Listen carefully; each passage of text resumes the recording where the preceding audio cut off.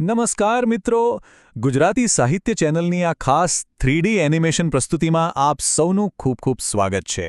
આજે આપણે ઇતિહાસના એક એવા મોટા વિરોધાભાસ વિશે વાત કરવાના છીએ જે સાંભળીને સૌ કોઈ વિચારતા જ રહી જાય. જરા વિચારો, એક લોકશાહી સમાજ પોતાના જ સૌથી ડાહ્યા, સૌથી પવિત્ર અને એકદમ નિર્દોષ નાગરિકને કાયદાકીય રીતે મૃત્યુદંડ આપે છે. છે ને કમાલની વાત? આવું આખરે કેમ બન્યું? આ એકદમ ચોંકાવનારો પ્રશ્ન છે, ખરું ને? કેમ એક લોકશાહીએ પોતાના જ સૌથી બુદ્ધિમાન નાગરિકને ઝેરનો પ્યાલો પીવા માટે મજબૂર કર્યો? આ સંઘર્ષ ભલે 2300 વર્ષ જૂનો હોય, પણ સૌથી રસપ્રદ અને આશ્ચર્યજનક વાત તો એ છે કે તે આજના આપણા આધુનિક રાજકારણ અને સમાજનું આબેહૂબ પ્રતિબિંબ પાડે છે.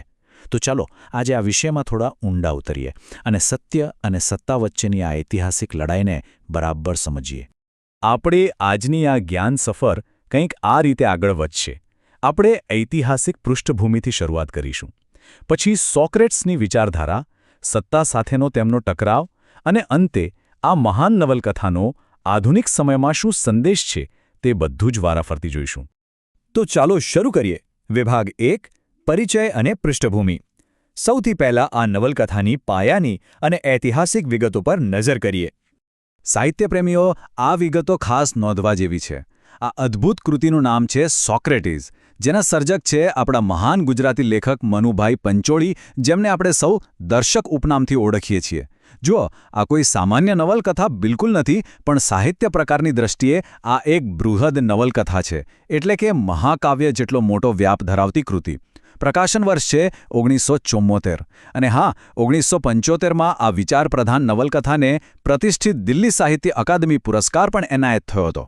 હવે આખી વાર્તા કયા માહોલમાં ઘડાય છે તે સમજવું બહુ જ જરૂરી છે. આ કથાની પૃષ્ઠભૂમિમાં ચાલી રહ્યું છે પેલોપોનેશિયન યુદ્ધ. આ કોઈ 2-4 દિવસની સામાન્ય લડાઈ નહોતી. એથેન્સ અને સ્પાર્ટા વચ્ચે દાયકાઓ સુધી ચાલેલો આ એક અત્યંત વિનાશક લશ્કરી સંઘર્ષ હતો. અને આ યુદ્ધે જ ધીમે ધીમે એથેન્સની જાહોજલાલી, તેની સમૃદ્ધ સંસ્કૃતિ અને તેની લોકશાહીને અંદરથી ખોખલી કરી નાખી. અહીં આ બે મહાસત્તાઓ વચ્ચેનો વિરોધાભાસ સમજવા જેવો છે. એક તરફ એથેન્સ હતું, જે પોતાની ધબકતી લોકશાહી, ઉત્તમ કળા અને તત્વજ્ઞાન માટે આખી દુનિયામાં જાણીતું હતું, પણ પાછું એ સામ્રાજ્યવાદી પણ હતું. બીજી તરફ હતું સ્પાર્ટા, જે સંપૂર્ણપણે લશ્કરશાહી, અત્યંત કઠોર સાદગી અને રાજાશાહી પર નિર્ભર હતું. એથેન્સની સૌથી મોટી વિડંબના એ હતી કે તેઓ પોતાના નગરમાં મોટી મોટી લોકશાહીની વાતો કરતા, પણ બહારના નગર રાજ્યો પર જોર જુલમથી પોતાનો સિક્કો જમાવતા હતા. હવે આગળ વધીએ વિભાગ 2 તરફ, સોક્રેટીસ અને એથેન્સ. ચાલો જાણીએ આ કથાના મુખ્ય પાત્રો વિશે. આખી ઐતિહાસિક કથાના કેન્દ્રમાં છે આપણા સોક્રેટીસ, જેઓ સત્યના એકદમ અડગ ઉપાસક અને ફિલસૂફ છે. તેમની સાથે છે તેમનો પરમ શિષ્ય એપોલોડોરસ, જે આખી કથાનો મુખ્ય વક્તા પણ છે. પછી છે મીડિયા, જે સત્ય અને જ્ઞાનની શોધમાં રહેલી એક અત્યંત તેજસ્વી શિષ્યા છે. અને અહીં સૌથી નોંધપાત્ર પાત્ર જો કોઈ હોય તો તે છે ઝેન્થીપી, સોક્રેટીસના પત્ની. ઇતિહાસે હંમેશા તેમને ક્રોધી અને ઝઘડાળુ ગણાવ્યા છે, પણ દર્શકજીએ નવલકથામાં તેમને ખૂબ જ પ્રેમાળ અને સમજદાર રીતે રજૂ કર્યા છે. આ ઉપરાંત પેરિક્લીઝ અને ક્લિઓન જેવા શક્તિશાળી પણ સ્વાર્થી નેતાઓ આખી કથામાં રાજકીય ઉથલપાથલ મચાવે છે. સોક્રેટીસનું વ્યક્તિત્વ કેવું હતું તે સમજવા માટે એમનું આ એક જ વાક્ય પૂરતું છે. સોક્રેટીસના પિતા એક સલાટ એટલે કે પથ્થરમાંથી મૂર્તિઓ ઘડનાર હતા અને માતા એક દાયણ હતા. સોક્રેટીસ હંમેશા કહેતા કે હું પહેલાં પિતાની જેમ પથ્થરમાંથી મૂર્તિઓ ઘડતો, પણ હવે હું માણસના ચારિત્ર્યને ઘડું છું, અને માતાની જેમ તેઓ લોકોના મગજમાંથી અજ્ઞાનને દૂર કરી શુદ્ધ વિચારોને જન્મ આપવામાં મદદ કરતા હતા. કેટલી સુંદર અને ઊંડી વાત છે. હવે વાત કરીએ વિભાગ 3ની. સોક્રેટીસની વિચારધારા અને મૂલ્યો. એમનો સત્ય માટેનો આગ્રહ કેવો હતો? જુઓ, આ આખી વૈચારિક ક્રાંતિની શરૂઆત ક્યાંથી થઈ ખબર છે? ડેલ્ફીના મંદિરની એક ઐતિહાસિક ભવિષ્યવાણીથી. ડેલ્ફીની દેવદર્શિનીએ એકદમ સ્પષ્ટ જાહેરાત કરી દીધી કે સોક્રેટીસ સમગ્ર ગ્રીસનો સૌથી ડાહ્યો માણસ છે. જ્યારે સોક્રેટીસને આ વાતની ખબર પડી ત્યારે તેમને સૌથી મોટું આશ્ચર્ય થયું. ઘણું વિચાર્યા પછી તેમણે તારણ કાઢ્યું કે તેઓ ડાહ્યા એટલા માટે છે કારણ કે તેઓ જાણે છે કે તેઓ કશું જ જાણતા નથી. બસ પોતાના અજ્ઞાનના નિખાલસ સ્વીકાર જ તેમની સૌથી મોટી ફિલસૂફી બની ગઈ. સોક્રેટીસની લોકોને જાગૃત કરવાની રીત બહુ જ અનોખી હતી, જેને આજે પણ આખી દુનિયા સોક્રેટિક મેથડ તરીકે ઓળખે છે. તેઓ રસ્તા પર કે બજારમાં ઊભા રહીને કોઈને પણ રોકી લેતા. એકવાર એપોલોડોરસ ઉતાવળો જતો હતો તો સોક્રેટિસે પૂછ્યું કે ભાઈ શાકભાજી ક્યાં મળશે? એપોલોડોરસે તરત રસ્તો બતાવ્યો. પછી સોક્રેટિસે પૂછ્યું તો પછી હિંમત ક્યાં મળશે? ડહાપણ ક્યાં મળશે? માણસ ત્યાંને ત્યાં જ વિચારતો થઈ જાય. તેઓ લોકોની પ્રાથમિક માન્યતાઓને પડકારીને તેમને એકદમ ઊંડા સત્ય સુધી દોરી જતા. પણ સાચું કહું તો સત્ય અને જ્ઞાનની આ શોધ લાંબો સમય શાંતિથી ચાલી શકે તેમ નહોતી. વિભાગ 4 સત્તા અને સત્યનો ટકરાવ.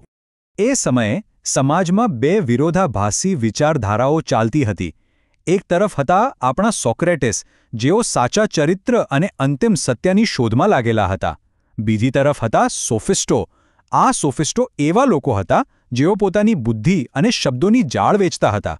તેઓ યુવાનોને એવી તાલીમ આપતા કે જેથી કોઈપણ ખોટી વાતને તર્કબદ્ધ દલીલોથી સાચી ઠેરવી શકાય. સોક્રેટિસે આ સોફિસ્ટોની આકરી ટીકા કરી અને તેમને બુદ્ધિનો વ્યાપાર કરનારા ગણાવ્યા. અને અહીં સોક્રેટિસે એથેન્સની લોકશાહીની સૌથી મોટી ખામી પર એકદમ સચોટ પ્રહાર કર્યો. તેમણે લોકોને પૂછ્યું કે જો આપણે તોફાની ઘોડાઓને કેળવવા માટે નિષ્ણાતને શોધીએ છીએ, દરિયામાં હોડી ચલાવવા માટે અનુભવી સુકાનીને શોધીએ છીએ, તો પછી રાજ્ય ચલાવવા માટે કોઈપણ અજ્ઞાનીઓના ટોળાને કેમ સત્તા આપી દઈએ છીએ? એથેન્સમાં એ સમયે ચિઠ્ઠીઓ ઉછાળીને લોકોને શાસન માટે પસંદ કરાતા. સોક્રેટિસ આવી ટોળાશાહીના સખત વિરોધી હતા. પણ સત્ય બોલવાની કિંમત તો હંમેશા ચૂકવવી જ પડે છે. પહોંચીએ વિભાગ 5 પર, અદાલત અને ઝેરનો પ્યાલો. ઘટનાઓનો આ કરુણ ક્રમ જોતા જ આપણને સમજાય છે કે એથેન્સના ભ્રષ્ટ નેતાઓ અને સ્વાર્થી લોકોને સોક્રેટિસ કેટલા ખટકી રહ્યા હતા. છેવટે તેમની સામે બે મોટા અને તદ્દન ખોટા આરોપો મુકાયા. પહેલો કે તેઓ ભગવાનને માનતા નથી, અને બીજો કે તેઓ યુવાનોને ગેરમાર્ગે દોરી રહ્યા છે. અદાલતમાં કેસ ચાલ્યો. તેમણે ખોટી માફી માંગવાનો સાફ ઇનકાર કરી દીધો, પોતાના સિદ્ધાંતો ખાતર જેલમાંથી છુપી રીતે ભાગવાની પણ ના પાડી દીધી અને અંતે હેમલોક નામનું ઝેર પી લીધું. અદાલતમાં સોક્રેટિસનો પોતાનો બચાવ ખરેખર રૂંવાડા ઊભા કરી દે તેવો હતો. તેમણે સહેજ પણ દયાની ભીખ માંગવાના બદલે સીધો પડકાર ફેંકતા કહ્યું, તમે મને એકવાર મારો કે 1000 વાર, હું બહાર નીકળીને લોકોને એ જ પૂછતો રહીશ કે સત્ય શું છે. અને સૌથી આશ્ચર્યજનક વાત તો એ હતી કે જ્યારે ન્યાયાધીશોએ તેમને પૂછ્યું કે તમને શું સજા થવી જોઈએ, ત્યારે તેમણે હસતા હસતા કહ્યું કે મેં તો દેશના આત્માની રક્ષા કરી છે, માટે મને તો આખી જિંદગી રાજ્ય તરફથી પેન્શન મળવું જોઈએ. બસ આ નિર્ભયતા જ તેમનો સૌથી મોટો ગુનો બની ગઈ.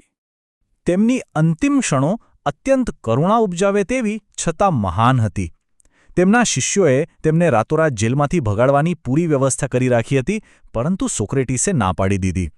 તેમણે કહ્યું કે જે કાયદા હેઠળ મારું આખું જીવન શાંતિથી પસાર થયું, તે કાયદાનું અપમાન હું મૃત્યુના ડરથી ક્યારેય નહીં કરું. હસતા મુખે તેમણે ઝેરનો પ્યાલો પી લીધો. અને મળતા પહેલાં તેમણે પોતાના મિત્ર ક્રીટોને શું કહ્યું ખબર છે? ક્રીટો, મારે પડોશીને એક કૂકડું આપવાનો બાકી છે, એ ઋણ ચૂકવી દેજે. જીવનની અંતિમ સેકન્ડ સુધી આવી પ્રામાણિકતા. આ પ્રાચીન ટ્રેજેડી આજે આટલા વર્ષો પછી આપણને શું શીખવે છે?